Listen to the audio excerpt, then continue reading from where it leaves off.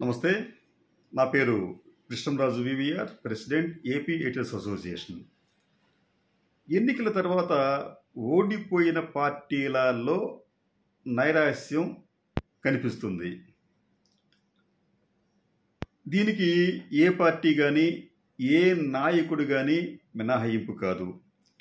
జాతీయ స్థాయిలో మోడీ తిరిగి మూడోసారి ప్రధానమంత్రిగా ప్రమాణ స్వీకారం చేసినప్పటికీ బీజేపీకి స్వతంత్రంగా ప్రభుత్వాన్ని ఏర్పాటు చేసే మెజారిటీ రాకపోవడం అనేది ఆ పార్టీకి అలాగే మోడీకి కూడా నైరాశ్యం కలిగించే అంశమే. 2019 ఎన్నికల్లో కేవలం 23 సీట్లు తెచ్చుకొని 40% ఓట్లతో ఓడిపోయిన చంద్రబాబు నాయుడు గారు కూడా ఆ రోజున నైరాశ్యానికి గురయ్యారు. ఇప్పుడు ఇటువంటి నైరాశ్యానికే వైసీపీ జగన్మోహన్ రెడ్డి కూడా గురవుతున్నారు. అయితే ఒక తేడా ఏమిటంటే వైసీపీకి ఇది అనూహ్యమైన పరాజయం, కానీ 40% వరకు ఓట్లు వచ్చాయి. అయితే ఫలితాలు వెలువడి అనేక రోజులు అవుతున్నప్పటికీ కూడా జగన్మోహన్ రెడ్డి ఇప్పటి వరకు తన నాయకులు కేడర్కు మనోధైర్యాన్ని కలిగించే విధంగా వ్యవహరించటం లేదు. దీనికి భిన్నంగా 2019 ఎన్నికల తర్వాత చంద్రబాబు నాయుడు ఓడిపోయిన తర్వాత తన కార్యకర్తలకు మనోధైర్యాన్ని కల్పించడానికి ఆయన చాలా ప్రయత్నాలు చేశాడు. ఆయన ప్రెస్ మీట్లు పెట్టాడు, నాయకులను కలుసుకున్నాడు, బయటికి వెళ్ళాడు, ఇవన్నీ చేశాడు.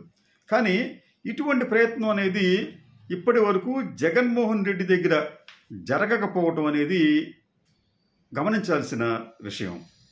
ఎందుకు ఇలా జరుగుతోంది అంటే జగన్మోహన్ రెడ్డి వ్యవహార శైలే అంతేనన్న భావన కొంత అయితే ఉంది. కానీ జగన్మోహన్ రెడ్డి నడుపుతోంది ఒక ప్రైవేట్ లిమిటెడ్ పార్టీ కాదు. కొన్ని లక్షల మంది నాయకులు, కోట్లాది మంది ప్రజలు ఆ పార్టీని నమ్మి దానికి ఓట్లు వేశారు. గతంలో ఎన్నికల్లో కూడా విజయాన్ని కూడా ఇచ్చారు. కాబట్టి ఇక్కడ వ్యక్తిగతమైన ఇష్టాయిష్టాలకు, అభిష్టాలకు, వ్యక్తిత్వాలకు తావు లేదు. ఏ పార్టీ అయినప్పటికీ కూడా ప్రజల కోసం పనిచేయాలి, సమిష్టి నిర్ణయాలు తీసుకోవాలి, వ్యక్తిగత నిర్ణయాలకు తక్కువ ప్రాధాన్యత ఇవ్వాలి.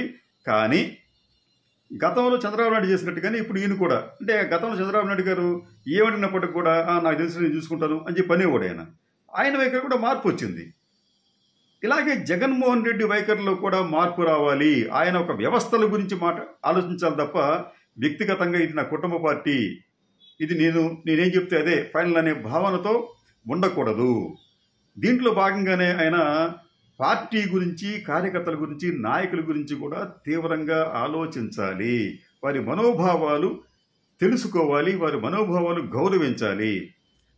వైసీపీ ఓడిపోయిన తర్వాత ఈ కార్యకర్తలు, నాయకుల్లో ఉన్న ఒక అనుమానం ఏమిటంటే ఈవీఎంలను ట్యాంపరింగ్ చేశారు, అందుకనే ఓడిపోయామనే భావంతో ఉన్నారు. ఈ విషయాన్ని జగన్మోహన్ రెడ్డి ఎక్కడా కూడా బహిరంగంగా ప్రస్తావించడం లేదు.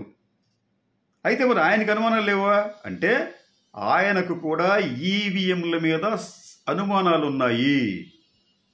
జూన్ 7వ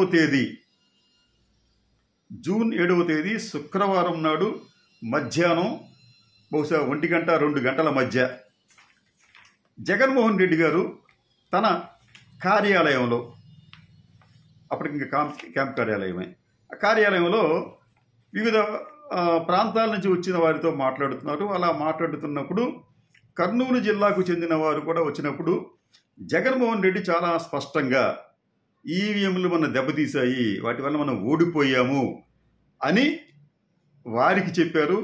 వారికి చెప్తున్నప్పుడు చుట్టుపక్కల అందరూ కూడా విన్నారు. అంతేకాకుండా జగన్మోహన్ రెడ్డి గారు ఈ ఈవీఎంలకు సంబంధించి ఒక ప్రతిపాదన కూడా చేశారు. దానికి ఒక రకంగా చెప్పాలంటే ఆ సమాచారం నా దగ్గర ఉంది, దానికి నేను కావాలంటే చెప్పచ్చు. అది ఆయన ప్రపోజ్ చేశారంటే ఆ రోజున ఈ ప్రతి పోలింగ్ తర్వాత కౌంటింగ్ ముందు కనీసం 10% ఓట్లను ముందుగా ఈ వీవీప్యాట్స్ నుంచి వచ్చే స్లిప్పులను లెక్కించే విధంగా ఎన్నికల సంఘం అమెండ్ చేయాలి. ఈ 10% దీనికి సంబంధించి లెక్కించిన తర్వాత అప్పుడు ఈవీఎంలను ఆ 10% ఈవీఎంలను ఓపెన్ చేయాలి. దానికి దీనికి టాలీ అయితే మిగతా కౌంటింగ్ కంటిన్యూ చేయాలి. లేకపోతే అక్కడ మొత్తం అన్ని చోట్ల కూడా ఈ స్లిప్పులను అలాగే ఈ కౌంటింగ్ దీనికి సంబంధించి ఈవీఎం మిషన్లో వచ్చే కౌంటింగ్ను అన్నిటిని కూడా పోల్చి చూడాలని చెప్పి ఆ రోజున అంటే 7వ తేదీన ఆయన తన కర్నూలు జిల్లా నుంచి వచ్చిన నాయకులు కార్యకర్తలతో మాట్లాడుతూ ఒక ప్రపోజల్ కూడా చేశాడు. అంటే ఇక్కడ స్పష్టంగా ఏంటంటే జగన్మోహన్ రెడ్డి గారికి ఈవీఎంల మీద అనుమానం ఉంది. ఆయనకన్నా ముందు చంద్రబాబు నాయుడు గారికి అనుమానం ఉంది. ఆయన బహిరంగంగా చెప్పాడు, ఆయన గత ఎన్నికల్లో ఓడిపోయిన తర్వాత ఈవీఎంలను ఈజీగా మేనేజ్ చేయొచ్చు అని చెప్పి. ప్రజల్లో కూడా సర్వత్రా అంటే ముఖ్యంగా ఈ ఓడిపోయిన వైసీపీ నాయకులు కార్యకర్తలు కూడా సహజంగానే ఈ ఈవీఎంల మీద అనేక అనుమానాలు ఉన్నాయి. కాబట్టి ఈ ఎన్నికలు ముగిసిన 1 వీక్లోగానే వాళ్ళు దానిని ఛాలెంజ్ చేయొచ్చు. అంటే కొంత డబ్బు కట్టి కొంత శాతం ఓట్లను తిరిగి లెక్కించమని చెప్పి కోరవచ్చు. కానీ అటువంటి ప్రయత్నం చేయాలని చెప్పి నాయకులకి ఉన్న కార్యకర్తలు కోరుకుంటున్నా పార్టీ అధిష్టానం మాత్రం ఎక్కడ అటువంటి ప్రయత్నం చేయించలేదు. ఇది ఒక మిస్టరీ, ఎందుకు చేయించలేదు అనేది. ఒక వాదన ఏంటంటే ఈ పోలింగ్ ఎన్నికల ఫలితాలు వచ్చిన తర్వాత కేంద్ర హోంశాఖ మంత్రి అమిత్ షా గారు జగన్మోహన్ రెడ్డికి ఫోన్ చేసి ఇక నువ్వన్నీ మర్చిపో, నువ్వేం పట్టించుకోవద్దు, మేము మీకు అండగా ఉంటాం, ఇక నువ్వు ఎక్కడ రప్చర్ చేయొద్దు అని చెప్పి ఏ విషయం ఏదైనా కానీ అని చెప్పినట్లుగా మనకు తెలుస్తుంది. ఎందుకంటే ఇక్కడ రప్చర్ చేస్తే టీడీపీ వాళ్ళు మళ్ళీ ఇది చేయటం, కౌంటర్ చేయటం, ఈ గందరగోళంలో ఎన్డీఏ మీద కూడా దాని ప్రభావం పడుతుందేమో. ఎందుకంటే టీడీపీ వాళ్ళైనా అలర్ట్ చేసినా లేకపోతే వాళ్ళు ఇంకోటి చేసినప్పుడు కూడా అది ఎన్డీఏ మీద కూడా పడే అవకాశం ఉంటుంది. కారణాలు ఏమైనప్పటికీ కూడా అమిత్ షా గారు చెప్పడం వల్లనే ఈ ఈవీఎంలకు సంబంధించి జగన్మోహన్ రెడ్డి కామ్గా ఉన్నారనే ఒక సమాచారం అయితే బయట సర్క్యులేట్ అవుతుంది. నిజం ఉండొచ్చు, కాకపోవచ్చు, కానీ కారణాలు ఏమైనప్పటికీ కూడా జగన్మోహన్ రెడ్డి గారి ఈవీఎంలకు సంబంధించి బహిరంగంగా ఇప్పటి వరకు ప్రకటన చేయలేదు. ఇది అంతా కూడా నాయకులు అలాగే కార్యకర్తల మనోభావాలకు విరుద్ధంగానే ఆయన వైఖరి ఉంది. ఇది ఒక అంశం అయితే, రెండో అంశానికి సంబంధించి కార్యకర్తల మీద దాడులు. పోలింగ్ ఎలక్షన్స్ కౌంటింగ్ ముగిసిన నుంచి ఇప్పటి వరకు కూడా వైసీపీ కార్యకర్తల మీద దాడులు జరుగుతూనే ఉన్నాయి. ఇప్పటి వరకు వాటిని అరికట్టే విషయంలో జగన్మోహన్ రెడ్డి ఒక నిర్ణయాత్మకమైన కృషి చేయలేదు. తాజాగా మీకు పెదవడ్లపూడికి చెందిన దళిత యువకుడు రాజ్ కుమార్ను కూడా అతన్ని ఈయన వైసీపీ కార్యకర్త, వారి భార్య కూడా వైసీపీ నాయకురాలే, వారిని తెలుగుదేశం పార్టీ నాయకులు చితకబాది మోకాళ్ళ మీద కూర్చోబెట్టి లోకేష్ ఫ్లెక్సీకి క్షమాపణలు చెప్పించారు. దళితుడు అదే వైసీపీ హయాంలో జరుగుంటే పరిస్థితి వేరే విధంగా ఉండేది. కానీ ఇంత జరుగుతున్నప్పటికీ కూడా ఆ నాయకుడి ఇంటికి కానీ లేకపోతే ఆ ప్రాంతానికి కానీ వైసీపీ అగ్రనాయకులుగా పేరు తెచ్చుకున్న వారెవరూ కూడా వెళ్ళలేదు. కనీసం జగన్మోహన్ రెడ్డి అయినా ఇటువంటి విషయాల్లో స్వయంగా బయటకు వచ్చి ఆ కార్యకర్త ఇంటికి వెళ్ళి వారిని ఓదారిస్తే, ఎందుకంటే ఓదారిస్తే అనే మాట ఎందుకు అంటున్నానంటే జగన్మోహన్ రెడ్డి గారికి ఓదార్పులు చేయటం అనేది వెనతో పెట్టిన విద్య. తన తండ్రి చనిపోయిన తర్వాత కొన్ని వందల కుటుంబాలను ఆయన ఓదార్చారు. మరి ఇప్పుడు కూడా ఆ పని చేస్తే బాగుండేది. అలా చేయటం వలన కార్యకర్తల్లో ఒక నైతిక ధైర్యం అనేది పెరుగుతుంది.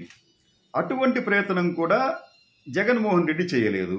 చేయకపోగా ఏమంటారంటే ఇటువంటి దాడులు నిరోధించడానికి జిల్లా స్థాయిలో లీగల్ సెల్స్ ఏర్పాటు చేసామని చెప్పి అంటారు. నిజానికి లీగల్ సెల్స్ విషయానికి వచ్చేటప్పటికీ తెలుగుదేశం పార్టీ లీగల్ సెల్తో పోలిస్తే వైసీపీ లీగల్ సెల్ అనేది చాలా బలహీనంగా ఉంది. ఎక్కడా కూడా వారు నిర్ణయాత్మకంగా వ్యవహరించిన పాపాన నిజంగా అయితే పోలేదు వాళ్ళు. అది వారికి కొంత బాధ కలుగుతుంది కూడా అన్న మాట అది. ఎందుకంటే మీకు ఈ పోలింగ్ ఎన్నికల ఫలితాలు వచ్చిన తర్వాత జవహర్ రెడ్డి గారు లీవ్ మీద వెళ్ళారు.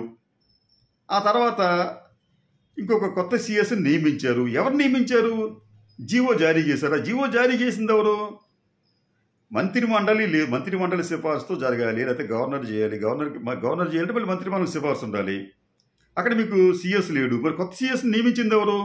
దానికి సంబంధించి జీవో జారీ చేసింది ఎవరు? అంటే కొత్త ప్రభుత్వమా చేయలేదు, ఇంకా ప్రభుత్వం ప్రమాణ స్వీకారం చేయలేదు. ఆపద్ధర్మ ముఖ్యమంత్రిగా జగన్మోహన్ రెడ్డి ఉన్నాడు. కానీ ఒక సీఎస్ని నియమించేశారు, అది కూడా జీవోతో. అంటే ప్రభుత్వ అనుమతి లేకుండానే జీవోలు జారీ చేస్తున్నారు. ఎప్పుడు ఉండాలి కదా. అయితే ఈ జీవో జారీ చేసిన ఎవరో, కింద స్థాయి ఉద్యోగి ఎవరో చీఫ్ సెక్రటరీని నియమించడం. ఇంత విచిత్రమైన పరిస్థితులు జరుగుతున్నప్పటికి కూడా వైసీపీ లీగల్ సెల్ దాని గురించి పట్టించుకోలేదు.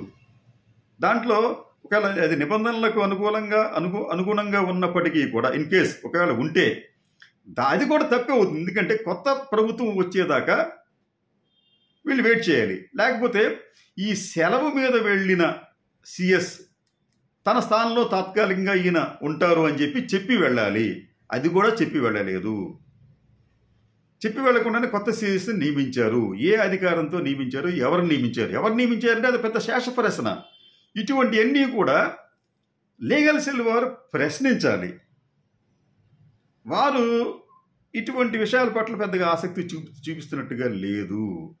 వీరికి ఇప్పుడు బాధ్యత అప్పచెప్పారు. జిల్లాల్లో మీరు వాళ్ళకి అండగా ఉండంటే ఏముంటారు అండగా? వాళ్ళు అధినాయకులు బయటకు వచ్చి వారిని పరామర్శించి వారికి ధైర్యం చెబితే అన్ని వ్యవస్థలు, కింద ఉన్న పార్టీ వ్యవస్థలన్నీ కూడా సక్రమంగా పనిచేస్తాయి.